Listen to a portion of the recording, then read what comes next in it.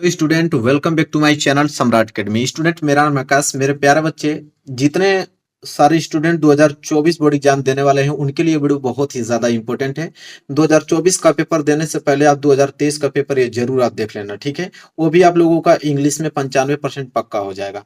English में सब सारे बच्चों को डर लगता है कि इंग्लिश में किस प्रकार क्वेश्चन आते हैं तो उसको कैसे सॉल्व किया जाता है। सबसे डिफिकल्ट आप लोगों का सब्जेक्ट इंग्लिश है।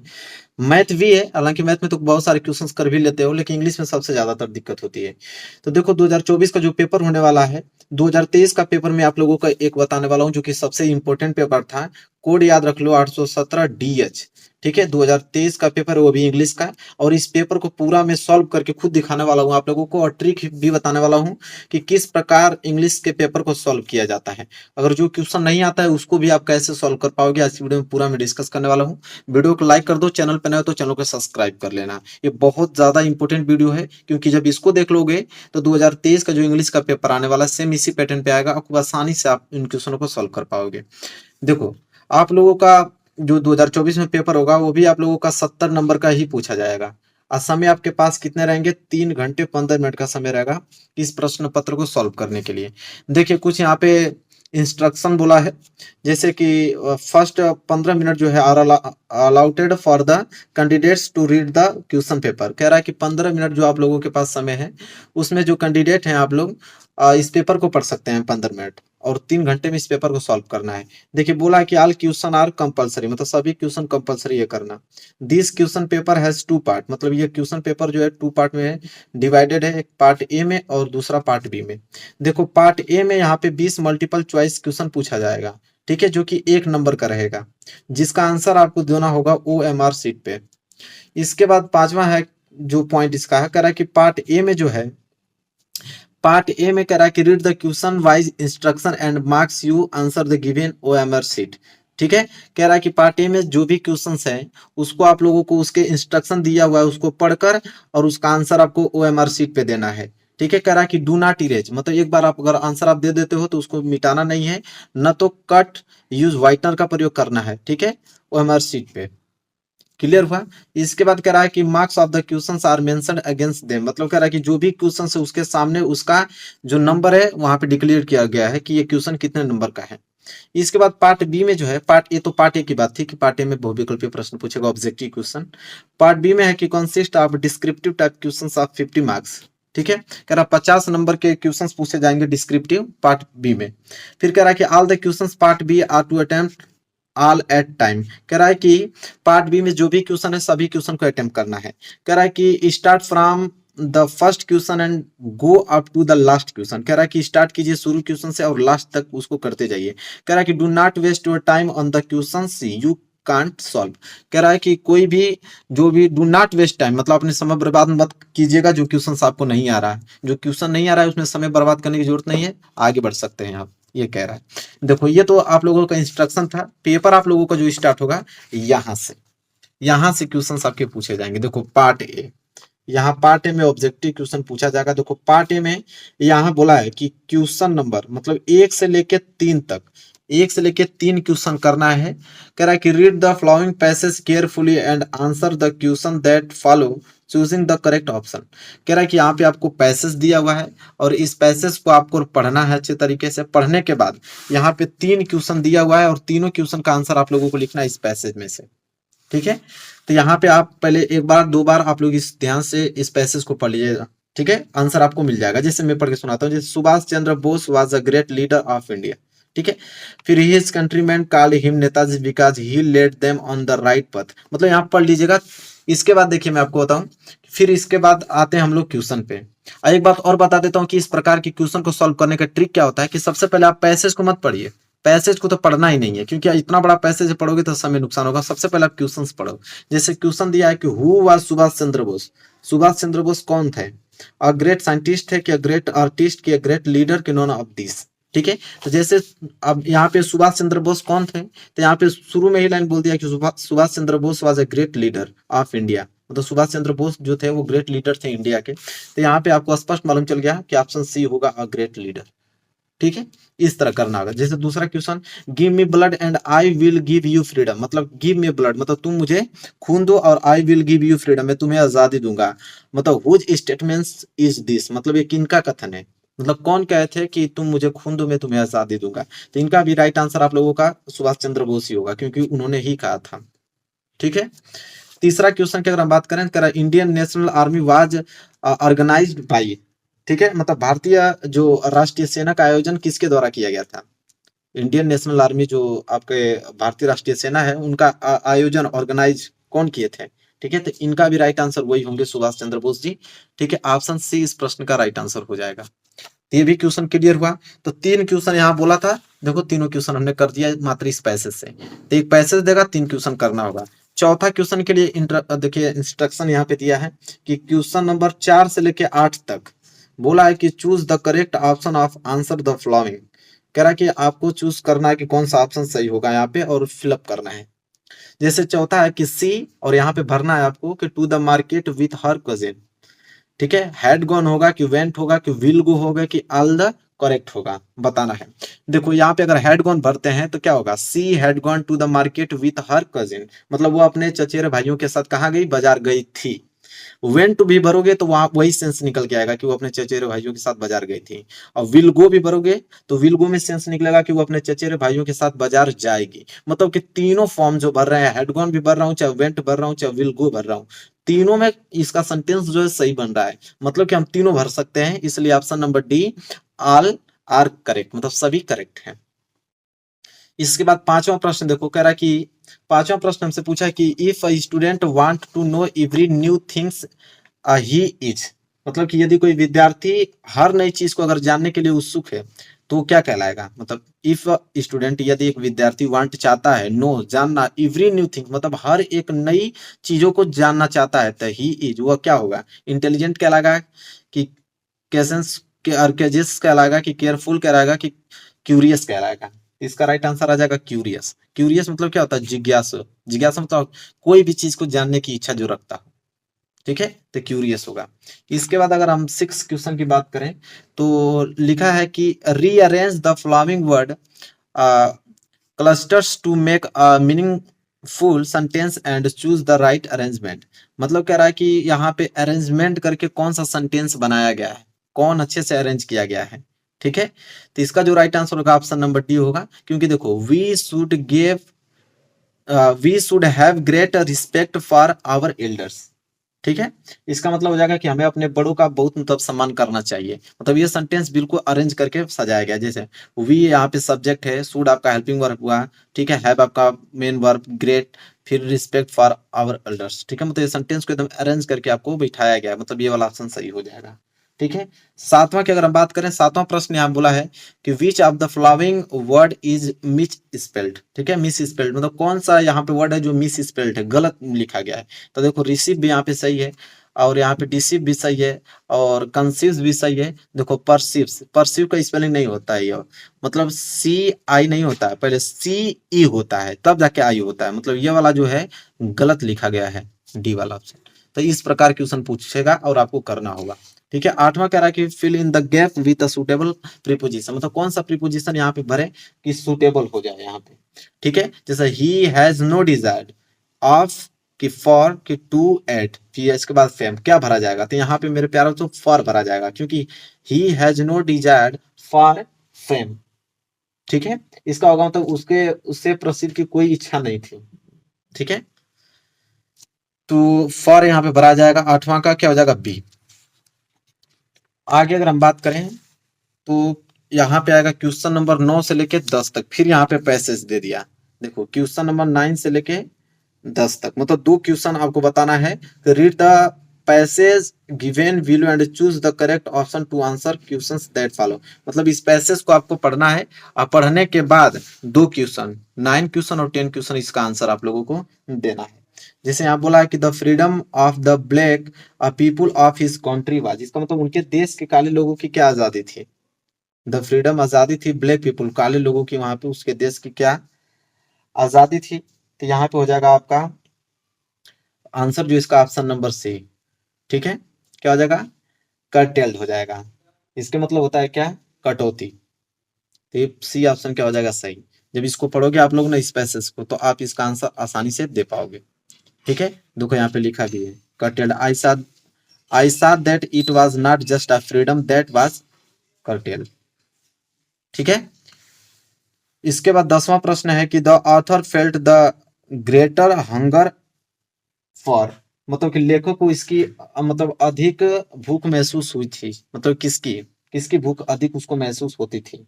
ठीक है, तो हो जाएगा the freedom of his people, मतलब अपने लोगों की स्वतंत्रता के लिए उसको ज्यादा टेंशन था उसका, जो ऑथर था उसके। तो ऑप्शन नंबर 20 प्रश्न का राइट आंसर हो जाएगा the freedom of his people. इसके बाद देखो 9 और 10 क्वेश्चन हो गया। अब यहाँ पे देखो क्वेश्चन नंबर 11 से लेके 13 तक, choose the correct option to answer the following question. ठीक है, जैसे बोला है यहाँ पे कि द पोस्ट मास्टर वाज, यहाँ पे भरना है आपको एम्बियल फिलो। ठीक है, रूट भरा जाएगा कि फ्रेंडली कि लेजी कि यहाँ पे फैट। इसका मतलब the postmaster was a fat amiable fellow भरा जाएगा, मतलब फैट भरा जाएगा, क्योंकि यहाँ पे निकलेगा पोस्ट मास्टर एक मोटा जो था वह मिलनसार व्यक्ति था। कैसा था पोस्ट मास्टर, मोटा था, तो इसलिए क्या भरोगे यहाँ पे फैट भरोगे। इसके बाद 12वां देखो Anne Frank want to keep a diary because. ठीक है, एनी फ्रैंक एक डायरी रखना चाहती थी, क्यों रखना चाहती थी, तो इसका राइट आंसर हो जाएगा ऑप्शन नंबर बी, क्योंकि C has no friend to talk and share her feeling, मतलब उसके पास बात करने के लिए और उनकी भावनाओं को साझा करने के लिए मतलब कोई भी दोस्त नहीं था। ठीक है, इसलिए वह एक डायरी रखना चाहती थी। इसके बाद अगर हम बात करें 13वां प्रश्न कि the main crop of Coorg is, मतलब कि कुर्ग का जो मुख्य फसल था वो क्या था, तो कॉफी था। तो ऑप्शन बी जो इस प्रश्न का राइट आंसर हो जाएगा, क्या था मुख्य यहाँ पे फसल, कॉफी। चलो आगे अगर हम बात कर लेते हैं, देखो क्वेश्चन नंबर 14 से लेके 15 तक क्या है कि read the given strict and choose the correct option to answer the question following it. मतलब यहाँ पे आप लोगों को स्ट्रिक्ट दिया हुआ है कि द वे अ क्रो सुक down on me the dust of snow from A hemlock tree. ठीक है, अब इसको पढ़कर इसके नीचे प्रश्नों का उत्तर आप लोगों को देना है। जैसे यहाँ बोला कि who was sitting in the tree, मतलब कि पेड़ पर कौन बैठा था, तो यहाँ पे देखो सुक down on me the dust of know from a hemlock tree. ठीक है, द वे अ क्रो, कौवे की बात हो रही है ना, तो who is sitting in the tree मतलब कि पेड़ पर कौन बैठा था, द अ क्रो मतलब एक कौवा बैठा था। इसके बाद अगर हम बात करें 15वां प्रश्न है कि where was the poet standing. ठीक है, मतलब कवि कहाँ खड़ा था, where was the poet standing, कवि कहाँ खड़ा था, तो under a hemlock tree, hemlock tree के नीचे खड़ा था। ठीक है, इसके बाद देखो 16 से लेकर 20 तक, choose the correct option to answer the following question. ठीक है, ऑप्शन चूज करना है, इसके बाद बताना है कौन सा आंसर होगा। 16वां प्रश्न है यहाँ पे, देखो बोला है कि at the clinic the doctor gave tricky, मतलब ट्रिकी को डॉक्टर ने दिया था, क्या दिया था। ठीक है, तो ऑप्शन सी हो जाएगा नो फूड फॉर 2 डेज, मतलब 2 दिनों के लिए कोई भोजन नहीं। ठीक है, आगे देखो 17वां प्रश्न की who is the narrator of the story the thieves story. ठीक है, इसका मतलब ये है कि चोर की जो कहानी थी उस कहानी के जो कथावाचक कौन थे लेखक, मतलब उसमें कौन मुख्य कार्य था उसका, तो ये हो जाएगा आप लोगों का ऑप्शन सी हरि सिंह का मुख्य वहां पे भूमिका था। इसके बाद अगर हम बात करें 18वां कि where did Griffin stay in Iping. ठीक है, इसका मतलब है कि ग्रिफिन आईपिंग में कहाँ रुका था, मतलब तो हो जाएगा option number C in an in, इसका मतलब होता कहाँ, एक सराय में। इसका मतलब क्या होता है इन एन इन, मतलब एक सराय में रुका था ग्रिफिन आईपिंग में। चलो आगे बात करें 19वां प्रश्न की what did एब्राइट start collecting in childhood, मतलब एब्राइट ने बचपन में क्या मतलब एकत्र मतलब इकट्ठा करना शुरू किया था, बटरफ्लाईज। ठीक है, यही ऑप्शन सही होगा, क्योंकि जो बटरफ्लाई वो ज्यादातर इकट्ठा करना वो चालू कर दिया था एब्राइट ने। इसके बाद 20वां देखो लास्ट ऑब्जेक्टिव क्वेश्चन है कि मिसेज लोसेल वेंट टू मेम फॉरेस्टियर टू बोरो। ठीक है, इसके मतलब ये होता है कि जो श्रीमती लाइसेल थी उधार लेने के लिए ममे फॉरेस्टियर के पास गई। ठीक है, मतलब क्या उधार लेने के लिए ममे फॉरेस्टियर के पास वो गई थी, क्या उधार लेने के लिए, तो इसका राइट आंसर हो जाएगा ऑप्शन नंबर ए, क्योंकि उन्हें क्या चाहिए था, एक ब्यूटीफुल ड्रेस चाहिए था, तो ब्यूटीफुल ड्रेस लेने के लिए गई थी। तो देखो 20 ऑब्जेक्टिव क्वेश्चन था, इसी तरह आप लोगों को पढ़ के इसका आंसर देना है। ये तो ऑब्जेक्टिव क्वेश्चन था पार्ट ए का, यहां से आप लोगों का पार्ट बी स्टार्ट होता है। तो पार्ट बी में सबसे पहले आप लोगों का रीडिंग का पार्ट आएगा। रीडिंग के पार्ट में होगा क्या कि देखो read the following passage and answer the question that follow, यहाँ पे एक बड़ा सा पैसेज आपको देगा कह रहा है कि रीड द फॉलोइंग पैसेज, इस पैसेज को आप पढ़िए, इसके बाद आंसर दीजिए द क्वेश्चन दैट फॉलो, मतलब उसके नीचे जो क्वेश्चन दिए गए हैं उसका आंसर आपको इसी पैसेज में से देना है। तो सबसे पहले देखो यह इतना बड़ा पैसेज है, पैसेज पढ़ना नहीं है, इसका मैं ट्रिक आप लोगों को बता दूंगा स्पेशल वीडियो बनाकर कि कैसे हम लोग रीडिंग का पार्ट सॉल्व करते हैं। देखो यहाँ पे 4 क्वेश्चन दिया है, 1 2 3 4। तो देखो ऊपर 2 2 नंबर के क्वेश्चन है, 1 1 नंबर के, तो 6 1 7 नंबर के क्वेश्चन यहाँ से पूछे जाएंगे आपको। जैसे यहाँ पूछा है कि how can wealthy people help the sick and helpless children, ठीक है। तो इसका क्वेश्चन का आंसर आप लोगों को इसी पैसेज में से लिखना है, ठीक है। कैसे लिखोगे इसके लिए मैं ट्रिक आप लोगों को बता दूंगा। तो 7 नंबर के लिए यहाँ से आपको क्वेश्चन पूछे जाएंगे रीडिंग से। तो रीडिंग से कितने नंबर के क्वेश्चन आता है? 7 नंबर के, क्योंकि 4 क्वेश्चन होते हैं। इसके बाद राइटिंग का पार्ट आता है, ठीक है। राइटिंग में आप लोगों को एसे लेटर लिखने के लिए, एप्लीकेशन लिखने के लिए आता है। जैसे दूसरा प्रश्न देखो यहाँ पे बोला है कि write a letter to your friend from the place you are visiting during holidays, मतलब कि एक पत्र आप लोगों को अपने फ्रेंड यहाँ लिखना है कि जहाँ पे आप विजिट कर सकते हो छुट्टियों के दिन में, उसे उसके साथ घूमने के लिए। 4 नंबर के लिए प्रश्न पूछा जाएगा आप लोगों को लेटर लिखने के लिए। अगर लेटर नहीं लिख पाते हो तो और अथवा करके एक ऑप्शन और दिया कि आप एप्लीकेशन लिख सकते हो। जैसे एप्लीकेशन दिया कि write an application to the principal of college to allow you weeks leave options as you are ill, मतलब कि एक एप्लीकेशन आप अपने प्रिंसिपल को लिखिए, अपने कॉलेज के प्रिंसिपल को लिखिए और 1 सप्ताह के लिए छुट्टी मांगिए अगर आप बीमार हो तो। कैसे लिखोगे आप एप्लीकेशन? मैं आप लोगों को मोस्ट इंपोर्टेंट बता दूंगा कि 2024 के लिए कौन से लेटर और कौन से एप्लीकेशन इंपोर्टेंट होंगे, मैं बता दूंगा आप लोगों को। टेंशन लेने की कोई जरूरत नहीं, बस उसको याद करके चले जाइए।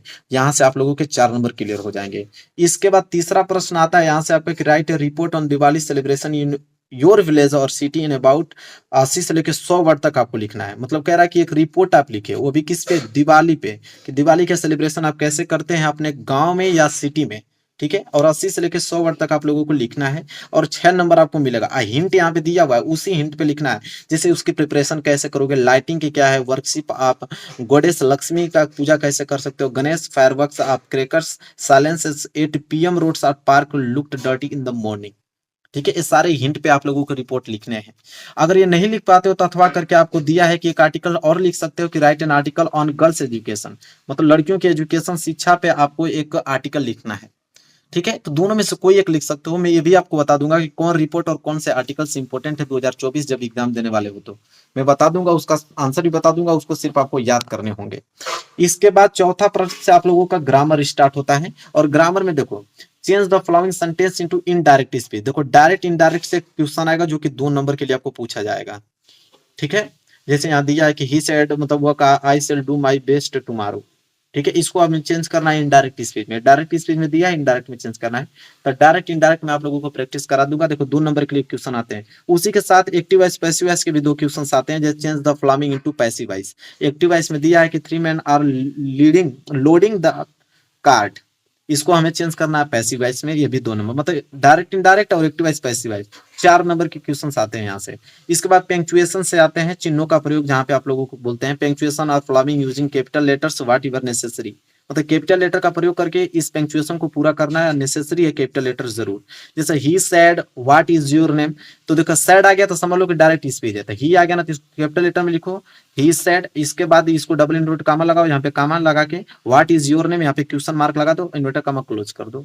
इसका मैं पंक्चुएशन का रूल आप लोगों को पढ़ा दूंगा। इसके बाद 4 नंबर के लिए ट्रांसलेशन आता है, translation the following into English. ये जो दिया है हिंदी में, इसको आपको इंग्लिश में ट्रांसलेशन करने के लिए बोलेगा। और 4 नंबर के लिए इसका मैं ट्रिक आपको बता दूंगा कि कैसे टेंस हम लोग टेंस जानोगे, कि जिससे तुम लोग उसके मदद से, टेंस की मदद से ही आप और यूजेस की मदद से, मतलब प्रयोग के माध्यम से ही आप हिंदी को इंग्लिश में कन्वर्ट कर सकते हो, वो मैं आप लोगों को पढ़ा दूंगा। इसके बाद अगला आता है लिटरेचर का पार्ट आप लोगों को। इसमें क्वेश्चन आंसर आपको लिखने होंगे। जैसे 5वां प्रश्न है कि answer the following question in 60-40 word each, मतलब 2 क्वेश्चन दिया हुआ है। या तो पहला करो why did the postman love heartily, या तो इसका आंसर दो, या तो और करके एक और क्वेश्चन पूछा है कि what are the main preparation of the bakers of Goa. इन दोनों में से किसी एक प्रश्न का उत्तर देना है और 3 नंबर आपको मिलेगा।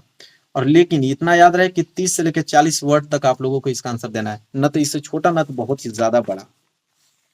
इसके बाद बी वाला, ये भी 3 नंबर का क्वेश्चन है। इसमें भी वही आप लोगों को लिखना है, 30 से 40 वर्ड में इसका आंसर लिखना है। तो दोनों में से कोई आप लिख सकते हो। मैं आप लोगों को इंपोर्टेंट क्वेश्चन बता दूंगा कि कौन शॉर्ट इंपोर्टेंट क्वेश्चन होता है जिसको आपको याद करके जाना है, ठीक है। फिर 6वां प्रश्न देखो यहाँ से बोला कि आंसर यानी on off the following in about 60 word. ठीक है, मतलब 60 वर्ड में किसी एक का आंसर देना है 4 नंबर के लिए। मतलब दो क्वेश्चन दिया है, एक ए और बी। तो ए और बी में से दोनों में से कोई एक ही प्रश्न आपको करना है, वो भी 60 वर्ड में इसका आंसर देना है, 4 नंबर के लिए आप लोगों को क्वेश्चन पूछा जाएगा। सातवां अगर हम बात करें तो सातवां में यहाँ पे देखो बोला कि who has compose the poem dust of snow, what does the poet teach us through this poem. ठीक है, तो यहाँ पे कंपोज कौन किया डस्ट ऑफ स्नो को, उसके बारे में लिखना है, और teach us through this poem, इस पोएम का क्या सारांश है उसके बारे में आप लोगों को बताना है।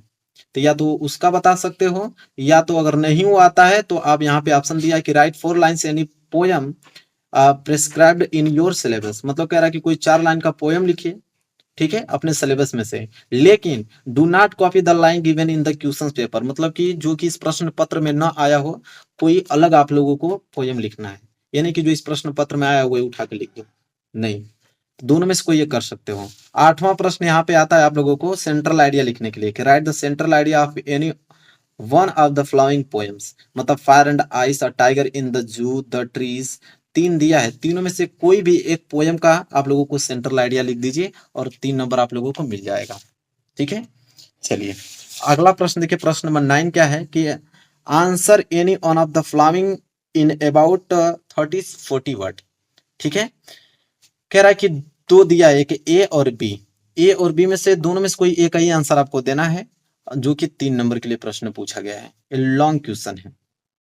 लास्ट क्वेश्चन आप लोगों का फिर वही लॉन्ग से ही है, नहीं ये तो शॉर्ट में आ जाएगा, 30 से लेके 40 वर्ड है ना, ये शॉर्ट में आ जाएगा, इसलिए 3 नंबर का है। लॉन्ग वाला लास्ट प्रश्न है कि answer any one of the following in about 60 word.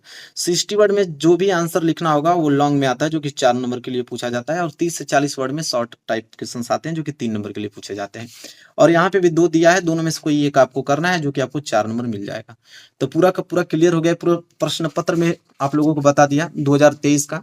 अगर इससे अच्छे तरीके से आप रिवाइज कर ले तो अब पूरा का पूरा समझ में आ गया होगा सिस्टम आप लोगों को कि किस प्रकार क्वेश्चन 2024 में आएगा, तो उसको करना होगा। पेपर का पैटर्न यही रहने वाले हैं, क्वेश्चन ऐसे ही आएंगे और यही तरीका होता है सॉल्व करने के।